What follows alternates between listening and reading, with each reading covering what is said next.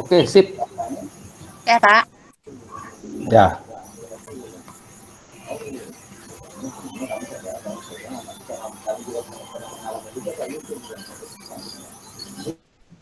Mulai. Assalamualaikum warahmatullahi wabarakatuh. Waalaikumsalam warahmatullahi wabarakatuh. Apa kabar anak-anak semuanya? Alhamdulillah Bu. Alhamdulillah Baik. Bu. Hadir semuanya hari ini. Satu Bu yang hadir Bu, Zulkifli sakit. Oh ya. Sebelum kita mulai pelajaran ini, kita baca Al-Fatihah dulu ya. Bu. Ya, Bu. Alhamdulillah. Alamin. Ar-Rahmanir-Rahim. Maliki yaumiddin. Iyyaka na'budu wa iyyaka nasta'in. Ihdinas siratal mustaqim. Siratal ladzina an'amta 'alaihim ghairil maghdubi 'alaihim waladdallin.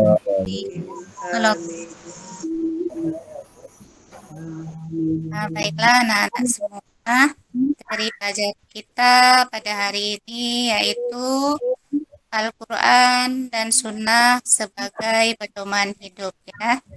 Nah, untuk tujuan pelajaran ini adalah dapat menjelaskan kandungan Quran Surah An-Nisa ayat 9 dan Quran Surah An-Nahl ayat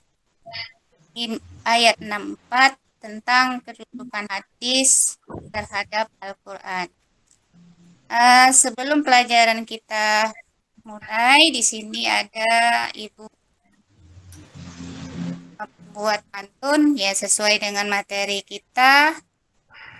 Pertama yaitu ke Jakarta naik sepeda, jangan lupa untuk sarapan.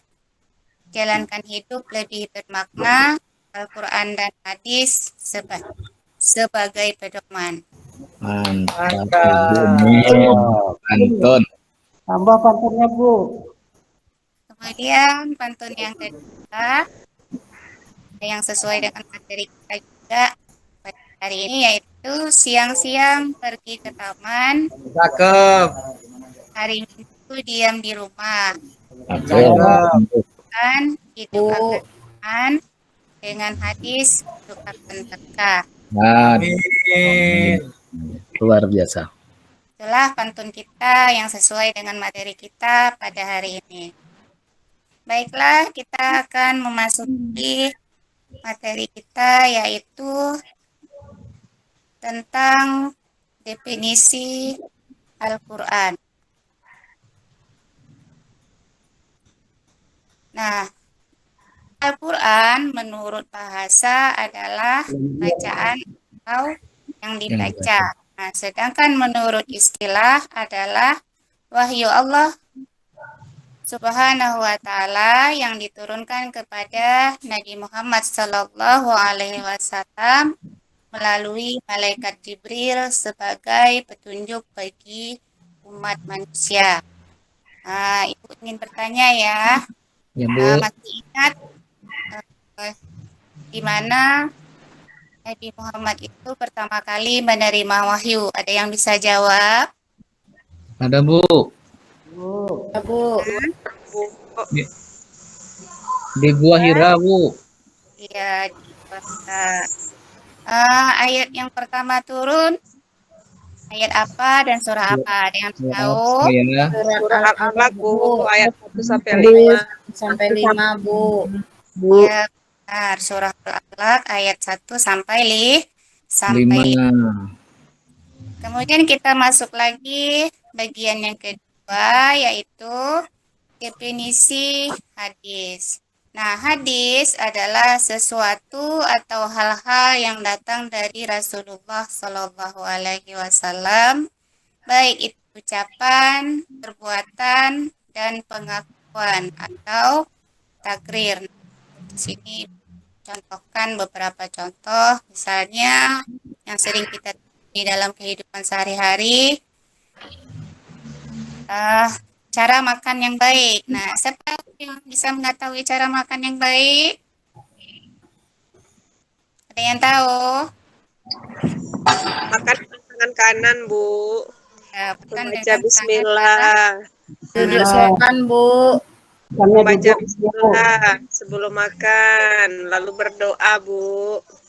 Ya, ada yang hafal doa makan? Apa, Bu?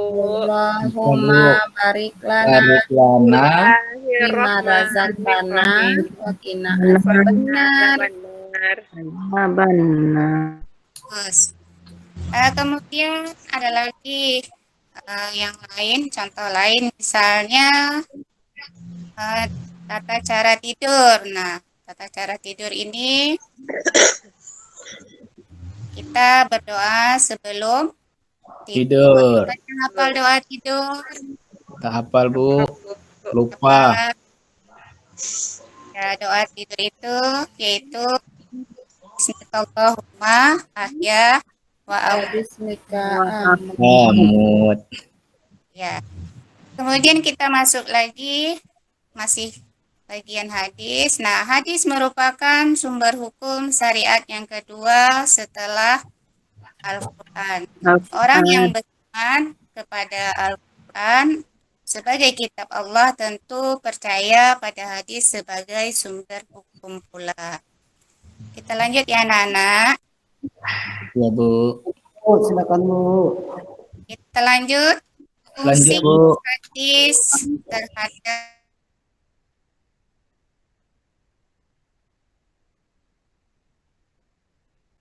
yang pertama yaitu bayan al-tagrir.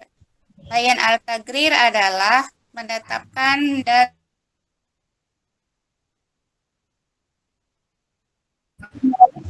di dalam yang kedua bayan al-tafsir. Nah, bayan al-tafsir adalah penjelas terhadap ayat-ayat yang memerlukan perincian atau penjelasan lebih lanjut seperti pada ayat-ayat yang bersifat umum atau mujmal. Kemudian yang ketiga, bayan al-tashri adalah memberikan kepastian hukum Islam yang tidak ada dalam Al-Quran. Contohnya, zakat fitrah. Kemudian yang keempat, bayan nasakh. Nah, bayan nasakh adalah membatalkan ketentuan terdahulu sebab ketentuan baru dianggap lebih maslahat. Contohnya, tidak ada wasiat bagi ahli waris. Nah, siapa yang bisa menyebutkan fungsi hadis tadi menurut pendapat masing-masing ya? Siapa yang bisa? Salah satu saja.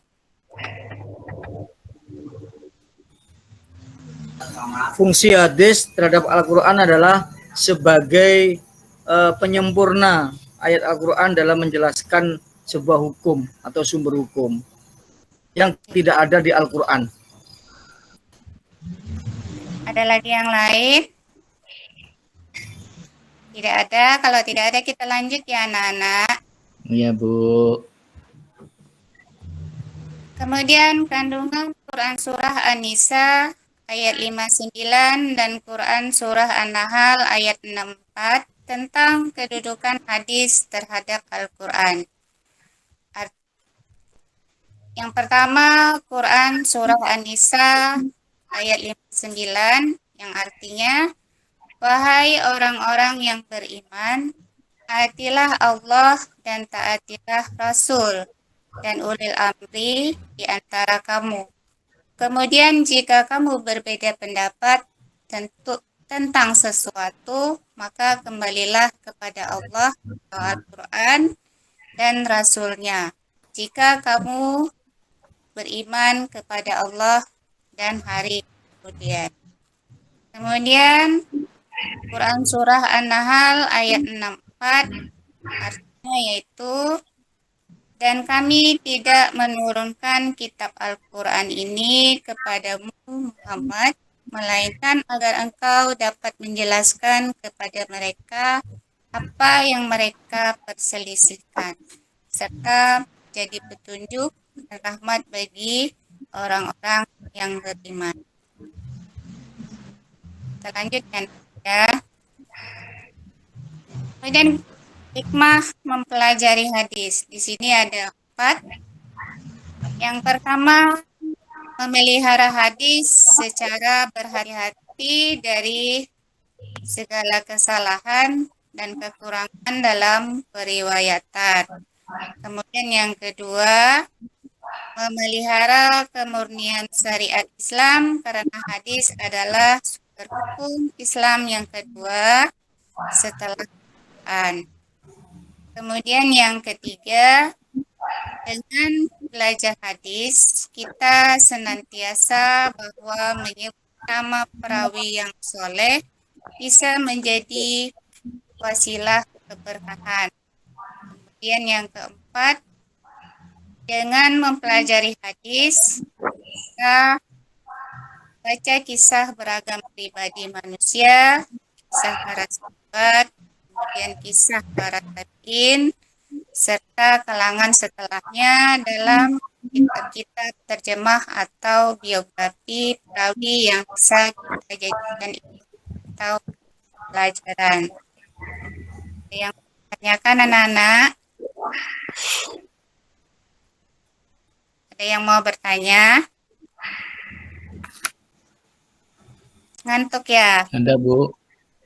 Ada, Bu. Silahkan. Dono nanya tuh, Tadi, Bu. tadi Ibu bilang bahwa hadis adalah sumber hukum yang kedua. Jadi sumber hukum itu ada berapa, Bu? Ada 2, Pak. Yang pertama Al-Quran, kemudian yang kedua ada hadis. Oh, ada hadis. Ada lagi yang bertanya? Ada, Bu. Silakan. Apa bedanya hadis dengan sunnah tuh, Bu? Ada yang bilang hadis, ada yang bilang sunnah. Samakah, Bu, atau ada bedanya, Bu? Bu, sama ya. Kalau ada yang lain mau menambahkan?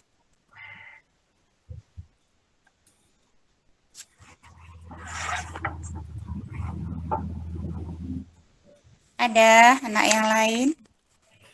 Anak ibu yang lain ada yang bisa menambahkan? Tidak, Bu. Kami tak ngerti, saya tak ngerti dan hadis dan sunnah tuh, Bu. Tak Iya, paham, Bu. Bu. Makanya Tak paham, paham, Bu.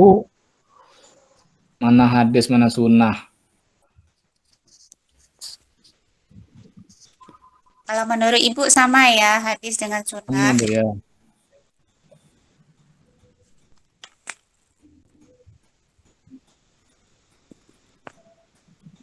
Ada lagi?